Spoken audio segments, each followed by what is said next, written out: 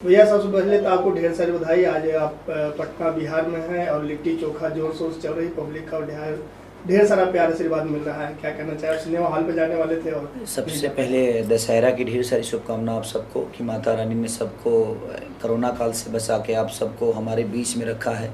ये हमारे लिए हमारा सौभाग्य है जो हमारी जनता आज भी सुरक्षित है और खेसारी को प्यार देने के लिए हॉल तक आ रही है।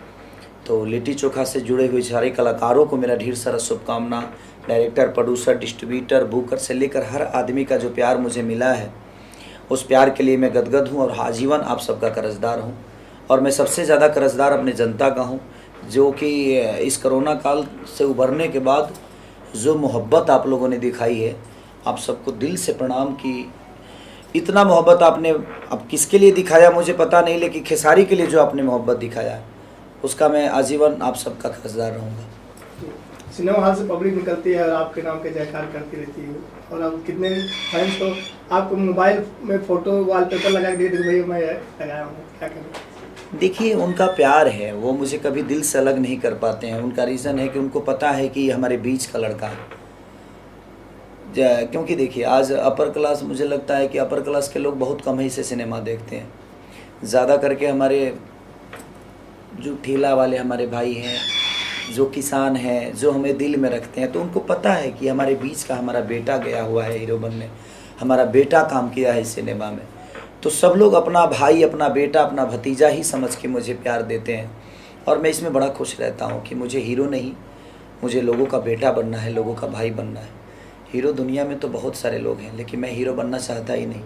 मैं चाहता हूँ लोगों के दिल में और उनका बेटा बन के आजीवन उनका प्यार आशीर्वाद लेते रहूँ। बम्पर ओपनिंग पहला दिन से लेके अब तक एकदम पब्लिक मेला लगाई हुई है, क्या कहना चाहिए? यही तो खुशी की बात है जो बहुत दिन बाद ऐसे नज़ारा देखने को मिला है और हमारी जनता ने बताया कि अच्छी सिनेमा लेकर आओगे आप तो हम आपके लिए घर क्या शहर छोड़कर आ जाएंगे। और एक अच्छी सिनेमा लगातार मेरी चोरी चोरी चुपके चुपके, बाप जी, ये, इसके बाद आस्की, लगातार सिनेमा हमारी जो है हर जगह अच्छी बिजनेस भी कर रही है और लोगों का प्यार भी ले रही है। तो जनता बेवकूफ़ नहीं है। चाहे हमें लगता है कि हम खेसारी लाल यादव हैं तो भाई खेसारी को बनाने वाली है वो, खेसारी को इस कुर्सी तक लाने में जनता का सबसे बड़ा योगदान है। तो आप उसको बेवकूफ़ कैसे समझ सकते हो? वो मास्टर है, उन्होंने शिक्षा देकर, अपना प्यार देकर और बहुत सारी चीज़ों का सीख देकर आपको, चाहे वो IPS बना दिया हो, चाहे दुनिया का कोई भी अधिकारी बना दे, आपको स्टार बना दे। तो जनता बेवकूफ़ नहीं है और वो सब कुछ समझती है। ये जनता सब जानती है कि आप क्या जानते हो। तो ये ज़रूरी है कि हमें उनके दिल की बातें और अपने घर की बातें, अपने परिवार की बातें, अपने भाषा का कहाँ से भला हो सकता है उसके बारे में हमें सोचना चाहिए। और आपके सब्जेक्ट और आपकी कहानी, आपके सिनेमा से लोगों को सीख मिलना चाहिए। उड़ उड़ के मारना ही हीरोगिरी नहीं होता है। अगर अपनी शालीनता से दो बातें और उस बातों से लोगों को फ़र्क पड़ता है, वही हीरोगिरी है कि आपको लोग फॉलो करते हैं। हम उड़ के मारें या हम फाइट करें या हम लड़की के पीछे भागें, ये कहानी का मतलब नहीं होता है। हमारे भागने के पीछे उद्देश्य होना चाहिए किसी भी चीज़ के। अगर हम छपरा से पटना आते हैं तो हमारे पास कोई काम ज़रूर होना चाहिए। काम नहीं होगा तो हम ऐसे पटना क्या करने आएंगे? या तो हम कोई सामान खरीदने आ रहे हैं या तो हम लेकिन उससे समाज का भला हो। हम सामान खरीदने वाले लोग नहीं हैं। हम जो चीज़ें देते हैं वो एक ऐसी वस्तु है कि उससे दुनिया को कुछ सीख मिलना चाहिए। हम सिनेमा नहीं, हम एक किताब बेचते हैं। हम एक किताब बेचते हैं और उस किताब को पढ़ के, उस किताब को देख के अगर दुनिया को कुछ नहीं सीखने को मिले तो मुझे लगता है कि हमें किताब बेचने की ज़रूरत नहीं है, फिर हमें ठेला लगाकर रोजगार करना चाहिए।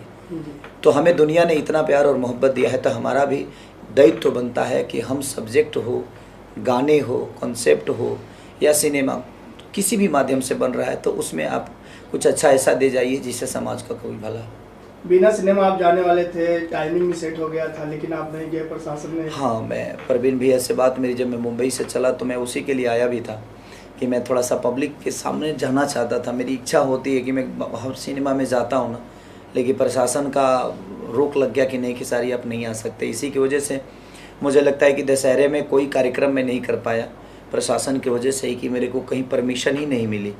क्योंकि अब जिससे भी बात करता हूँ तो कहते हैं कि नहीं भाई आप आते हैं तो कुर्सी टूट जाता है, आप आते हैं तो ये हो जाता है। अब भीड़ इतनी ज़्यादा होती है तो ये देखिए, भीड़ कहीं ना कहीं लोगों का प्यार है, वो हमारे लिए भीड़ नहीं है, वो लोगों का प्यार है जो अपने भाई को, अपने बेटा को आशीर्वाद देने के लिए लोग कुछ भी करने को तैयार हो जाते हैं। तो क्या बोल सकता हूँ मैं, इसीलिए मैं नहीं जा पाया, लेकिन मैं कोशिश करूँगा कि छठ में जो मेरी सिनेमा रिलीज़ हो रही है आशिकी, वो मेरे दिल के करीब है और उस कहानी को मैंने लिखा है तो और सोची है मैंने कहानी, तो मुझे लगता है कि वो लोगों को पसंद आएगी और उसके लिए मैं ज़रूर आऊँगा। जी, बात करें जो फिल्म के निर्माता हैं प्रदीप शर्मा जी, उनके बारे में क्या कहें, जो एक अलग सिनेमा बनाते हैं? प्रदीप शर्मा जी देखिए, कभी उन्होंने बजट के बारे में बात ही नहीं की मेरे से। जब भी मैंने सिनेमा उनके साथ किया है, वो ऐसे प्रोड्यूसर हैं, सारे लोग अच्छे हैं नो डाउट, क्योंकि सब लोग अच्छा फिल्म बनाते हैं, बट प्रदीप भैया का एक खासियत है कि कभी उन्होंने बजट की बातें नहीं की, क्योंकि कितना बजट लगेगा। उन्होंने बोला कि सिनेमा कितना अच्छा बनना चाहिए, ये बड़ा मायने रखता है। तो मुझे लगता है कि प्रदीप भैया एक कैपेबल इंसान है और वो पैसन के साथ सिनेमा बनाते हैं। उनको कहानी से भी लेना देना होता है और उनको कैरेक्टर से भी लेना देना होता है। तो जब तक आप कहानी पैसे के लिए सिनेमा बनाइएगा तो पैसा नहीं, और बिजनेस के लिए कोई सिनेमा बनाएगा तो पैसन वो सिनेमा नहीं बना पाएगा, तो फिर वो बिजनेस करने के लिए आएगा। लेकिन पैसन से सिनेमा बनाइएगा तो शायद आप अच्छा बिजनेस भी कर पाओगे, क्योंकि जब आप अपने बेटे से खुद ही प्यार नहीं, लापरवाही के साथ आप अपने बेटे का परवरिश करोगे तो मुझे लगता है कि वो क्या बनेगा आपको भी पता है। तो कहीं ना कहीं वो अपने बच्चे को अच्छी शिक्षा देने की कोशिश करते हैं, उसके लिए बेहतर स्कूल क्या हो सकती है वो हमेशा कोशिश करते हैं कि इसको अच्छे शहर में पढ़ाया जाए, इसको अच्छा स्कूल दिया जाए। तो अच्छा स्कूल देने के लिए पैसे तो लगेंगे आपको, तो इसीलिए शायद मुझे लगता है कि लिट्टी चोखा का इतना अच्छा रिपोर्ट भी है, लोगों का प्यार भी मिल रहा है, और आशिकी में भी उन्होंने बहुत खर्चा किया और बहुत प्यार से आशिकी को बनाया उन्होंने। परवीन जी जो फिल्म डिस्ट्रीब्यूटर हैं, उनके बारे में क्या कहना है, आपकी फिल्में रिलीज़ करते हैं पब्लिक? देखिए, फूल के बारे में क्या बोलूँ मैं, वो तो समझ लीजिए कि हम लोग एक तो पोस्टर हैं, लेकिन इस पोस्टर को इस कुर्सी से उठाकर और पूरे गांव में फैला देना ये छोटी बात नहीं है। तो डिस्ट्रीब्यूटर जो होता है, कंपनियां में बहुत सारी चीज़ें होती है, बट सबसे ज़्यादा योगदान होता है उस दुकानदार का जो उस सामान को बेचता है, क्योंकि वही हमें पुश करता है, हमारी चीज़ों को दुनिया तक पहुंचाने का काम डिस्ट्रीब्यूटर करता है। तो परवीन भैया एक अच्छे इंसान के साथ साथ एक अच्छे डिस्ट्रीब्यूटर भी हैं, जो कि हम सब सारे कलाकारों को बहुत प्यार करते हैं। पराग जी की बात की जाए, क्या कहेंगे? पराग जी एक अच्छे डायरेक्टर हैं, अच्छे टेक्नीशियन हैं, अच्छे इंसान हैं, और हमारी रिलेशन एक डायरेक्टर और हीरो वाली नहीं है। हमारा रिलेशन उनसे एक भाई, बड़ा भाई छोटा भाई का है। तो मैं किसी भी डायरेक्टर के साथ काम करता हूँ तो एक बड़ा भाई छोटा भाई का ही फ़र्ज़ अदा करके करता हूँ, क्योंकि देखिए, अगर हम स्टारडम अपनों में दिखाएंगे तो शायद वो सिनेमा नहीं बन पाएगी।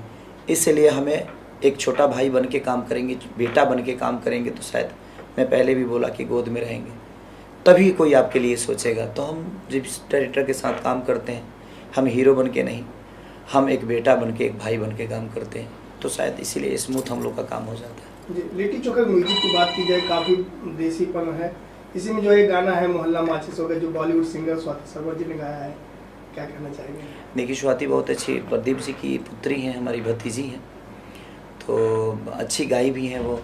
मोहल्ला माचिस हो गया, और उसमें सारे गाने बड़े कमर्शियल हैं और लोगों को अच्छा लगता है, तो इसीलिए शायद लिट्टी चोखा का ये इतना अच्छा रिज़ल्ट भी है, क्योंकि लोगों को हर चीज़ अच्छा लग रहा है। उसकी क्लाइमेक्स से लेकर, मेरा लुक चेंज से लेकर, उसमें सस्पेंस जो है उसको भी लोग बहुत तारीफ़ कर रहे हैं, गाने की बहुत तारीफ़ कर रहे हैं, सब आर्टिस्ट की तारीफ़ कर रहे हैं। तो कहीं ना कहीं एक बेहतर चीज़ होने के लिए सबकी योगदान की ज़रूरत होती है।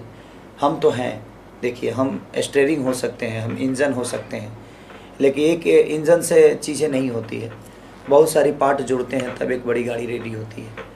तो सबका योगदान है, उस सीट कवर का भी उतना ही योगदान होता है, उसी तरह के स्पॉट बॉय का भी उतना ही योगदान है हमारे सिनेमा के लिए। तो ठीक है, हमें दुनिया ने ऊपर रखा है, अपने प्यार में रखा है, ये हमारे लिए सबसे बड़ा सौभाग्य की बात है। लिट्टी चोखा फैंस के ढेर सारी शुभकामना आप सबको कि आपने इतना प्यार दे रहे हैं, और मुझे लगता है कि इस प्यार को रोकिए मत। आप सबकी प्यार आज भोजपुरी इंडस्ट्री को इतना बड़े मुकाम पे खड़ा कर दिया है कि हिंदी के लोग भी कह रहे हैं कि हमारा सिनेमा नहीं चल रहा है और भोजपुरी चल रहा है। इससे समझ में आता है कि हमारी भोजपुरी कितनी आगे है। ऐसा ही कोशिश अगर आप लोग करिएगा तो थिएटर इससे भी ज़्यादा खुलेंगे, और खुल के एक नया कीर्तिमान पैदा होगा कि नहीं, हिंदी नहीं, हमारा भाषा, अपने भाषा के लिए जितना आप कर सकते हैं, हम तो सिर्फ भाषा के लिए काम करते हैं, लेकिन उस काम को यहाँ तक ले जाने में आप सबका बहुत योगदान की ज़रूरत है। तो कोशिश करिए, ऐसे ही प्यार देते रहिए। Thank you so much.